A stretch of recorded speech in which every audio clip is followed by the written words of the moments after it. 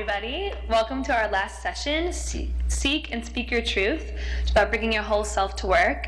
Our moderator for this evening is Melissa McNally. She has worked in SAP implementations for 18 years, many of those as the over-the-counter lead for large consumer product companies. She has worked as a global client partner, working with many large Fortune 100 companies as her SAP client partner, helping them to successfully implement various SAP solutions such as ERP, trade promotion management, and other emerging products.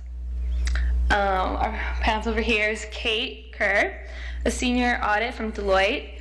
She started working for Deloitte's audit practice in the fall of 2009 and serves clients primarily in the retail, e-commerce, and telecommunications industries. She currently serves on Comcast Corporation engagement in Philadelphia, Pennsylvania. She's a member of PICPA, serving on the Young Emerging CPAs Committee, and is also involved with the Greater Philadelphia Center of Network Executed Women. She graduated from the College of Holy Cross in Worcester, Massachusetts in 2009 with a major in economics and accounting, and currently resides in Philadelphia. And our second panelist is Mary McCormack. Since graduating from the Fox School of Business with an MBA in Finance and the School of Education with a PhD in Psychoeducation Processes, Dr. McCormack has been working toward creating profound change across. 10 years ago, Marie founded Insight Partners, a strategy and leadership development consulting firm that collaborates with their clients in the nonprofit, for-profit, and public sectors to innovate and take daring collective action. At the core of Marie's work is engagement of the whole system, innovation, and mobilizing coalitions around collective impact and profounding change. She works to tackle some of society's most stubborn issues through very new approaches to age-old complex challenges. And our last panelist is Fabian Zengerle, who was born and raised in Paris, France. She attended Miami University and graduated with a BA in economics. Fabienne started her career working in Treasury. With her international background, she focused on hedging currencies for a large software company. She then continued her career in corporate finance at Johnson & Johnson, supporting various business units. Following the birth of her second child, Fabienne moved away from the corporate world and started photography business. She currently resides in Villanova with her husband and 2 children. Without further ado, we'll hand it off to Melissa, who will get the session started. Thank you. So ladies, this is the first time I've ever done this, so any and all feedback is well appreciated. I want to make sure I'm just like Cheryl, and I look for feedback, good and bad. But as long as it's not too bad, okay? All right, so our topic tonight is Seek and Speak the Truth, and I have read her book. I've read Cheryl's book, and I think we probably all have. And I think we have different points of view on some of the things than her, or same points of view, or modified points of view, we'll say. I think that everyone's truth is relevant, and for me, bringing my whole truth is all about being true to myself and being true to my corporation, because that is ultimately what matters for me. So. One of the things that I think that I did well in that line of work is that,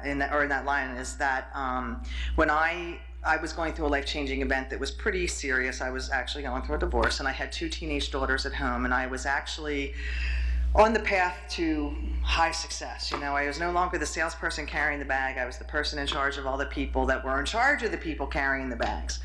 The problem is I had 45 people telling me what I was going to do every day of my life, and I realized that I couldn't live like that anymore. So I took a 3-month leave of absence from my company to get my act together with my children, and then I came back as that salesperson again, where I could control my life and my schedule. That was 12 years ago.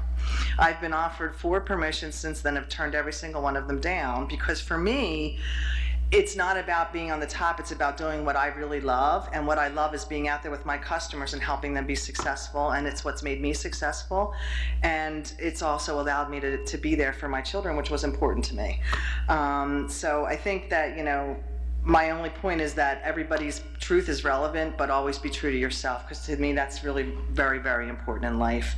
So now we'll hear from some of the panelists some of the different ideas or thoughts on communications. So, you want to start with you, Kate?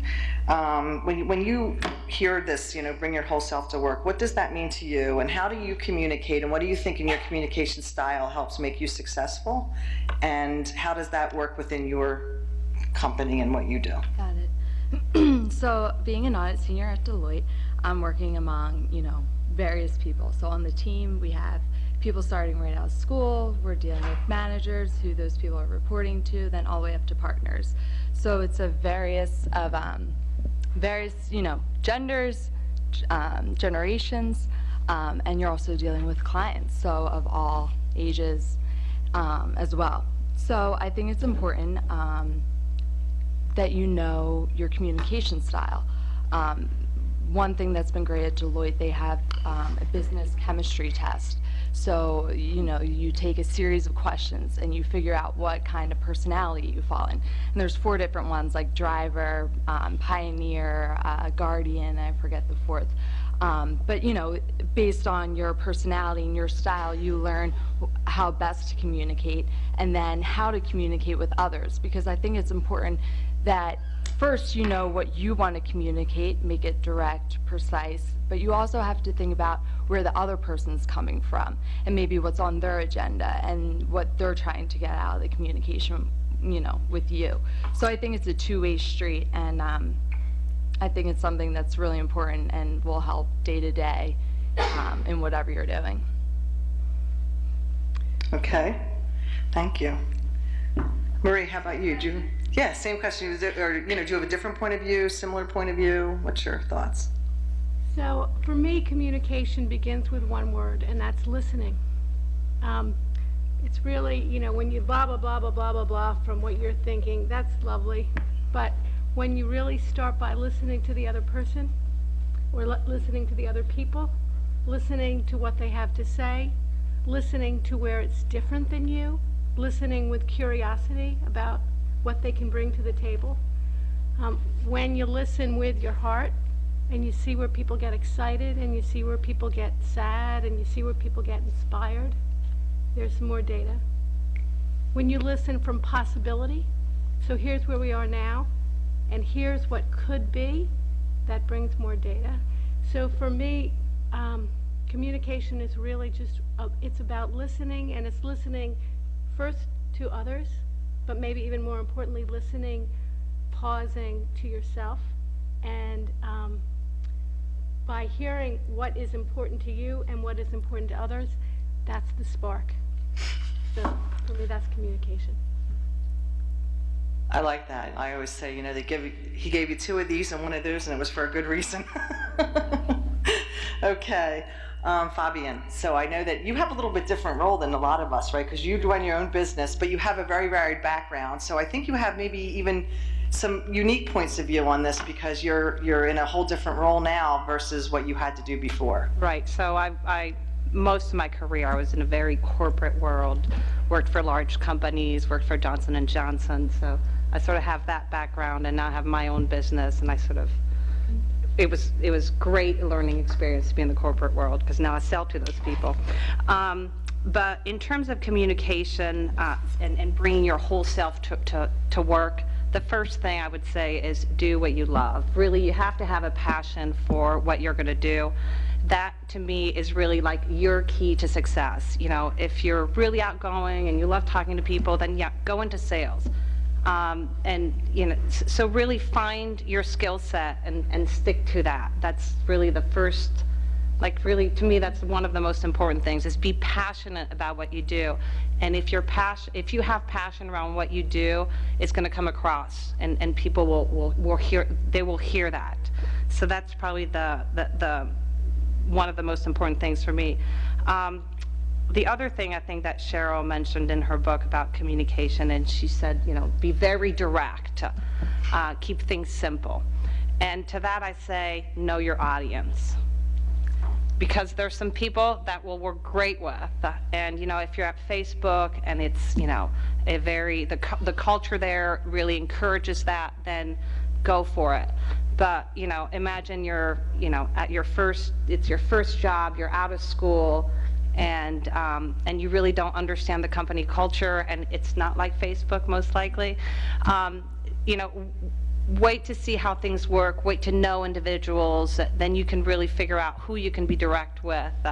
And there's some other folks that you may have to, you still have your own, voice your opinions, but you have to do it in a way where you think about how you're going to approach, talking to some people. Does that make sense? Yeah, sometimes you have to really think about how, it's not so much what you say, it's how you say it, How right? you say it, it's how you frame it, and really know your audience. Right. And she actually uses a couple good examples in there where she talks about, about people that come in with a frustration and they just dump all over you about, and I use the example of, I could go to my boss and say, I cannot believe how hard you've made my job. You're supposed to make it more simple and you've made it so much harder. And he's just going to be upset with me, where if I go in and say, I've been given 5 additional new administrative tasks I need to do this year for every deal I close compared to last year, and these 3 things are repetitive, I see no reason for it, and it certainly doesn't equal simplification, he's going to actually listen to that and be able to understand that, right? So the last but not least thing on communications, I said I'm going to recoin the phrase KISS. It used to mean keep it simple, stupid. Now it means keep it simply said. So, okay, next is the next topic that we were going to talk about that she talks about in this chapter about bring your whole self to work is all about emotion. And I'm sure a lot of you ladies have read this book, and they talk about crying at work, and I think we all have our own points of view of that. I can tell you I've done it once in my, let's see, I don't really know what I necessarily tell you how old I am, but I think it's in my 34-year career. I've done it once, and it was actually out of sheer frustration. It had nothing to do with emotion. I was so angry. I couldn't believe it. That the tears just started coming down my face because I just wanted to scream at someone. But I think that, that to me, a lot of times it's funny because they talk about men, women, right, at work, and I think men do tend to be less emotional, just in general, right? And that's a general statement, and probably not all of them, but in general. So I think that, for women at work, emotion is even more probably pertinent. So what I'd really like to hear from the panel is, have you ever had that moment? And also, how do you emotion can drive decision making, so can facts, right? And there's a mix of that. So let's start out with you, Fabian, talk about a little bit about maybe how you feel emotion drives decision for you. Yeah, for me, I try, and it sort of depends on the individual. Some people, can be very emotional and make the right decision. For me, I try to actually sort of keep emotions out of it, look at the data, and really, sort of stick to that. And I've seen some great business leaders who are like, they're like steady Eddie. They don't have, they keep all emotion out of their decision making, and they're really good business leaders. You also have good business leaders. Sheryl Sandberg, she's emotional at work. It works for her. So it's really finding how you work and how emotions affect you, and maybe if you sort of have to figure out if you are very emotional, then are you making good decisions at that point in time or not? So we'll just say that you're partly from Mars, right? Men are from Mars and women are from Venus. You're partly from Mars. Okay. All right. Okay, Marie, how about you? When we talked a little bit beforehand, I think you might have a different point of view on that. So I'd like to understand how you let emotions affect your professional decisions. But more than that, what do you think a good balance is? So I'm a little bit from Venus. I really, and that doesn't mean that I think, you're crazy emotion at work and you're crying and you're yelling and that's not what I mean at all. But I do think that when we make decisions, there's different sources of data to help us make decisions, and some data is very quantitative and it has an important place in decision making, and some data is emotion. When you see excitement, when you feel in yourself, this is like, doesn't feel right. This isn't, it's just like not sitting with me. That's data. So for me, emotion has a really important, we're human beings. So for me, emotion has a really important place, but it's how you use the emotion and how you, I don't want to use the word control, but to be in a professional setting means to be professional, but that doesn't mean there isn't a place for the use of emotion and the tapping into your emotion in order to make decisions and in order to just interact with other people. I think passion has emotion. You did speak about passion before too, right? So to me, emotion doesn't mean cry or not cry, right? Like she does use a couple examples of people crying. To me, though, passion and excitement is a really important emotion at work, because if you're not passionate and excited about what you're doing, especially in my role in sales, because you get rejected every once in a while, not often, but every once in a while. If you don't feel passionate, excited about what you're doing, it's really hard to do that. But I think that, Kate, you might have a different perspective on this because you work in the audit industry. Not that you guys are like sort of debit and, chicken check, but you don't have a lot of room for that, right? You're very fact-based. Black and white. It is. So what's your thoughts on the balance and how it drives? Yeah, I guess for me it plays in a bit because, audit, there's obviously deadlines, there's some pressure. And for me, it plays in, when you're working that late night, something's due the next morning, something is not working. What the client gives you is not what you asked for. What you told someone else on the team to help you with didn't quite get it. So I think there's like a lot of frustrations, and when something's out of your control, I think I could find myself becoming more emotional and upset. Or if just something you poured your heart in and think it's great and it comes back totally destroyed. And you're like, but wait, I really thought I knew what I was doing. I thought I did a great job on that. So it definitely comes into play. I think you can't avoid it. I don't think you can suppress it because it's ultimately going to come out. So you have to learn who you are and how you're going to deal with it. For me, it's taking a brisk walk. And it's just like, okay, you know what? I need a reset. I'm going to walk outside. I'm going to go get, a little mocha from Starbucks that's going to turn things around. So I think you really just have to be honest to yourself and figure out what works for you. Yeah. That's good. I think you make such a great point about the pause. Right. Emotion, because it's there. I mean, I don't know anybody, maybe you do, who doesn't have emotion, who doesn't get upset, who doesn't get frustrated, who doesn't get, but taking that pause and noticing it in yourself, and then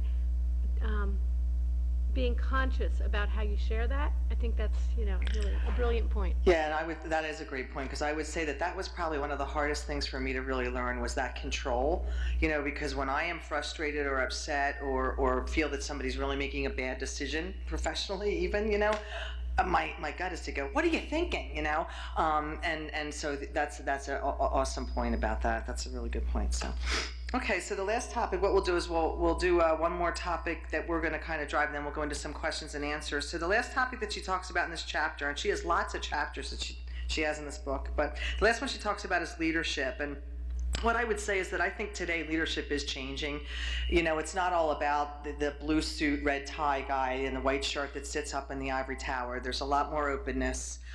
Even I think in a lot of, and not in every industry. I think it's a really industry, it's industry specific, or can be. But I was, my point was, we were talking earlier, I said, I've had 7 CEOs at SAP in 20 years, and the culture today is totally different than the culture was 20 years ago. So 20 years ago it was very entrepreneurial. Then we had some other people in charge where it was a very open, direct, because it was a German, somebody from Waldorf, who is our headquarters, was in charge, and it was a much different dynamic. And now we have a guy who was, comes from a sales background, and so he has a much different way of, of driving and motivating people. So what I would say, what I would ask you, and we'll start with you, Marie, because you run your own company, so it's a little bit unique for you, right? But there's obviously leaders that have had an impact on you. So maybe an example of somebody that's had a good and or even a negative impact, because it's important to learn from that as well, right? So just a little bit about the kinds of organizations I work with. My expertise is not in any particular industry, but rather in processes to help organizations figure out their emerging future, what needs to happen next, and then helping them to mobilize towards that. So making the future happen. So we've worked with all kinds of organizations, and one of my most favorite ever leaders is today. She was actually, there was a Senate hearing on her confirmation, hopefully confirmation to be the head of the Peace Corps, the director of the Peace Corps. And so my partner and I facilitate large dialogue conversations about the future. And we had been working with this at that point. She was the number 2 person, and she was working really hard on a culture change in the organization. And she had been getting feedback that it was really going well. And then we're all together now, 100 people in a room, and now we're going to give, feedback on how this is going. And it was very different than the feedback she'd been getting in advance of this meeting. And she was holding herself, and she was clearly upset. And it wasn't upset about, oh, me, and I haven't done. It was upset about a disappointment that where she thought the organization was, it wasn't. And so she held herself, and we had a break. And she cried, not in front of the whole room, but in front of us. I mean, she cried. And she said, I'm going to go take a little walk, to your point of pause. I need a walk. And she was gone for about, and it was fine because we were doing other things. She went for a walk, and she came back, and she said, so I hear that it's not going as well as I thought. What can we do about this to change how it's going? And then it just flooded. It opened up. The gates opened up. And people, there was no no fighting, it was we are in this together to make this work.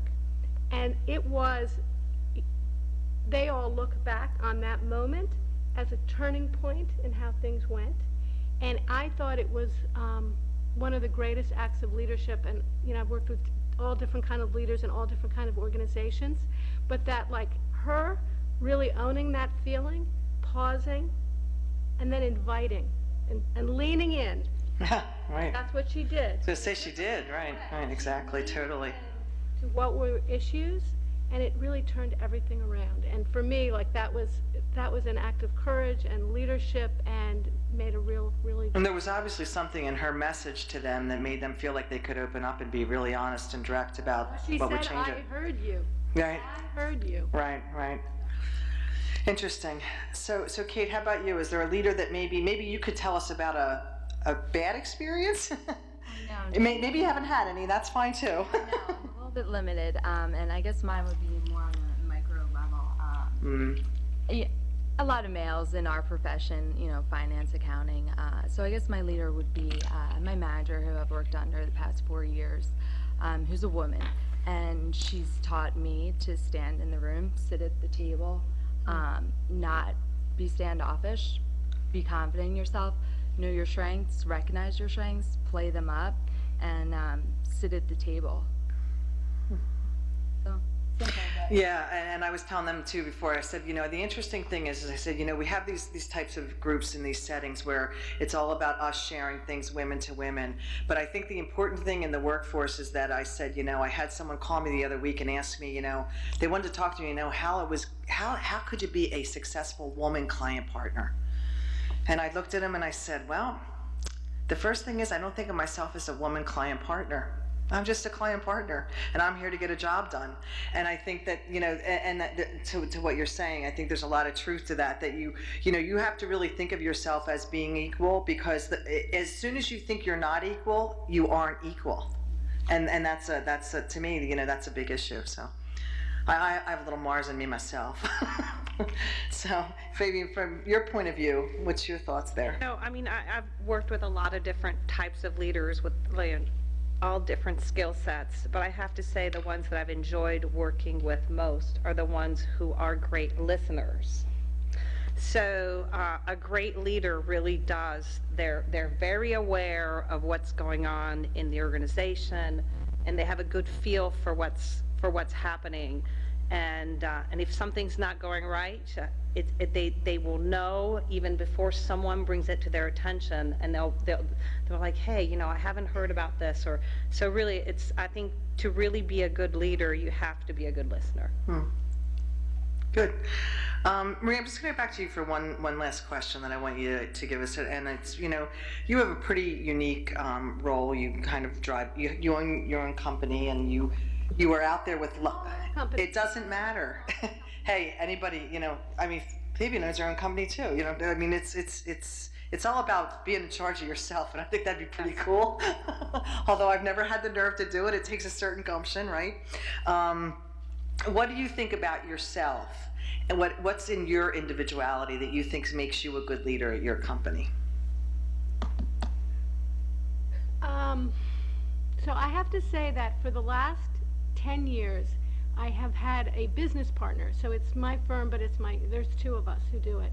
And I think what makes us good leaders is that we each acknowledge what we're good at, what our competencies are, what we bring in ourselves and in each other, and we use that for success. So it's like tapping into, like, for me, no one is the perfect leader, no one is the perfect anything. But when you see and you find people and you surround people around you that complement each other, that's, for me, leadership. Right. That's great. And for me with leadership, because I actually work, so much of my job is being out on the road. I'm on the road to customers every day. So I'm not typically working with my leaders, I'm working with other people's leaders.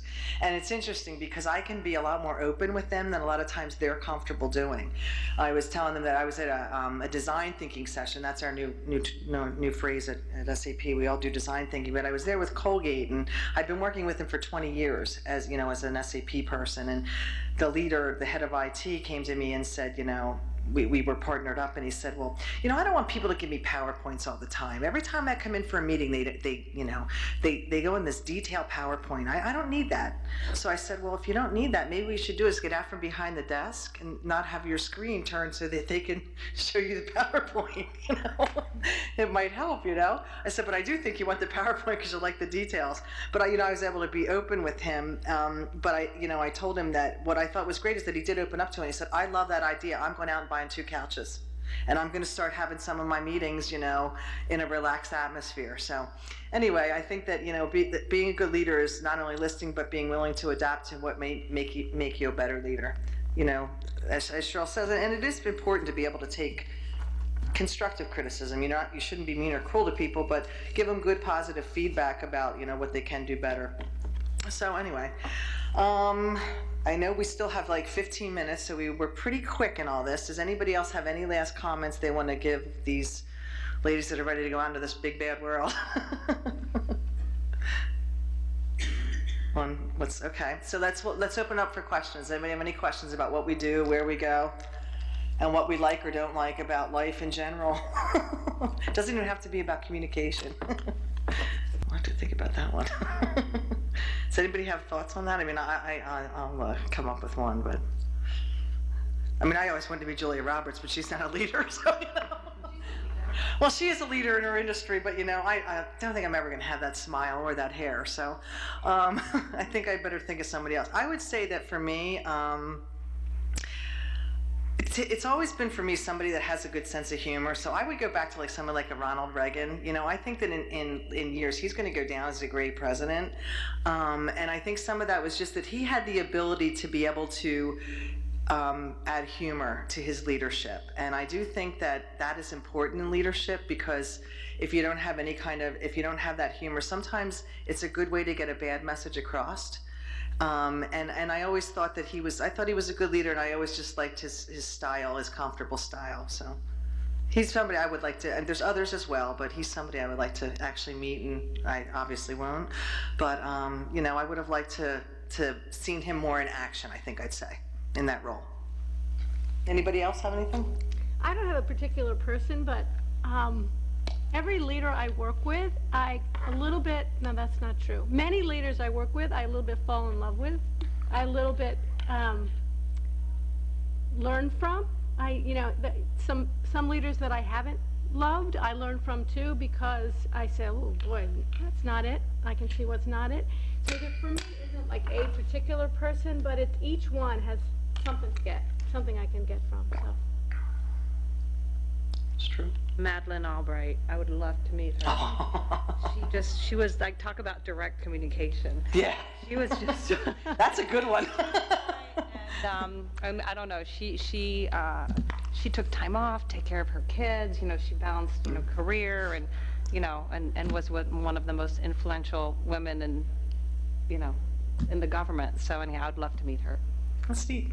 Good one. I actually wouldn't mind meeting Chris Christie these days, because he's such a different leader. He presents so differently than the current leaders. I think he might be cool. He's making moves. Yeah, I think he's definitely making moves. I read some in the paper today that it was less an acceptance speech than an introduction into the presidency speech. So he's interesting to me. He's a mover and a shaker. He's a guy to watch, right? He's a guy to watch. So, anybody else? To something. So no, that's absolutely true. This is a passion of mine, and you know, I mean, when I was in school, like, my parents were very clear, you better get a business degree. So I did that. You better get a graduate degree. So I did that. You know, and it really had to be in the business world. I mean, it was so. And meanwhile, I took my photography classes on the side, and I had a really good time with it. I don't regret, like, going into the business world and doing the corporate thing. So, so basically, what happened was I was doing very well, you know, in a career. I really had very little outlet for any creativity in the corporate world and finance. I mean, you don't actually want to be really creative in finance. No, we call that Enron. Exactly. So, so what happened basically is, so worked in finance, did the you know, foreign exchange, supported a lot of different business units, and then my son was born. So, and that goes to actually a lot of what's in this book. And I was trying to sort of balance being a mom and my career. And I found that over the course of 7 years, so I first started like working, you know, Friday afternoons from home. And then I went from working a full day at home. And then I cut back further and further. And 7 years later, I ended up sort of saying, that's it, I just couldn't really find. I had a second child, I'm expecting a third. I just couldn't balance the corporate demands. And there's no part-time in finance. Like, that's, actually, if there's one thing I want to advise any of you is if you can ever find a career where you can work part-time, that would be a great option. So anyhow, so I ended up quitting, and then that's when I started the photography business. Yeah, no, because, you know, I read this book, and I was sort of like, at times, I mean, there's so much in this book that I that I agreed with and that I could identify with.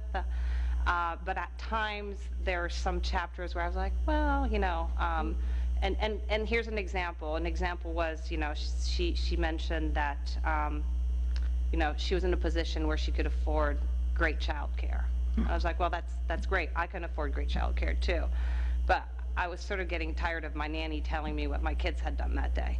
So It's hard. it's hard, you know. So but it goes back to being true to yourself. And you know, for me, it was my solution to all of this was really just going to work for myself. And I find that you can be a leader. You know, I'm not a leader, you know, in corporate America, but I found plenty of other outlets where I feel in a leadership position. I'm very involved, of course, with my kids' school and starting my business. I just want to say, too, I was started in corporate America. I was there for a decade, let's say. And when I had children, I couldn't do it. I couldn't do it full time. And I was on, you know, in a good position. It would have been all great. And I couldn't do it. And I loved work. And I loved my kids. And so I job shared. I job shared for a number of years. And that worked for me well for a while. But it wasn't my passion. The work itself wasn't my passion. So I left. I went back and got, you know, graduate degrees while having 3 kids and while taking care. That's the reality of like leaning in, like you're leaning into life. You're leaning into parents and babies and work and like all sorts of stuff. So for me too, it's figuring out the balance of like, how do you do this so that your life you're leaning into life. Like, Yeah, it's not right for everybody. Not everybody can be the CEO. Not everybody wants to be the CEO. And by the way, Fabian's the CEO of her own company and her own household. Absolutely. You know, in my case, I had a stay-at-home husband. My husband stayed home and raised my children, so I didn't feel like I was making that trade-off. And when it came time that he wasn't going to be there, I made a decision to take a demotion so I could actually I still had to raise my children, right? Because I was the breadwinner of the family. But I made a decision to take a demotion so that I could be there. It was just different for me, so I could actually manage it, right? There was days I couldn't be there, but I managed what days those were. So I saw the water polo games and I ran the tournaments. So it is all about a balance.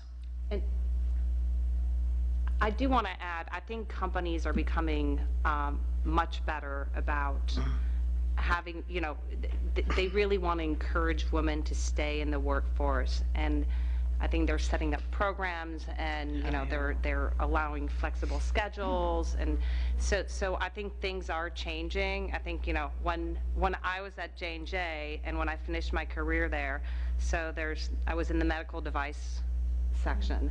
And this is true. Every woman who was in the C-suite, so every single executive, either did not have children or their husbands did not work. So I'm sorry, sort of a downer. but I'm not saying that. It's just something to consider. Right, and balance doesn't mean yes or no, right? Balance means how much do I do of each, right? I mean, it doesn't necessarily mean a yes or a no answer, I don't think, so. I went to a great leadership conference sponsored by NEW, Network of Executive Women, that primarily worked to advance leadership in retail and consumer good industries. So I was out in LA a couple weeks ago, and there was a speaker, that Anne-Marie Slaughter, that provided a great viewpoint on it. Instead of this work versus family, we should be more thinking competition versus care. So as kind of challenging gender stereotypes that become socially norms and through the media lenses, but really taking that in your personal, your work, and in society. So like in your personal life, interval training maybe, like, and like diverse opportunities for different experiences. So maybe you want to go work here for a couple years, and then you decide, oh, you are going to have a child, and you need to dial down for a couple years, and then so you're going hard with the care, and then back into competition and intervals. So they just provide this perspective because the workplace is changing, and it's up to us to kind of challenge what's socially accepted.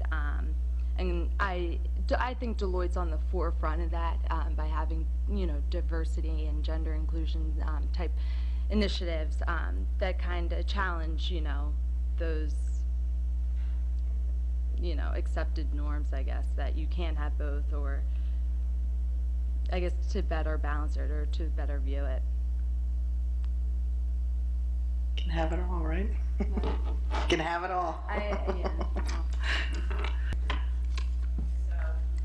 And it is about what's right for them, right? Yeah, what they say, if they go to the doctor and says it hurts when I do that, doc, well then don't do it, right? So you need to do what feels right for you. And you talked about your gut, doing it right because it felt right in here. So there's a lot of truth to that.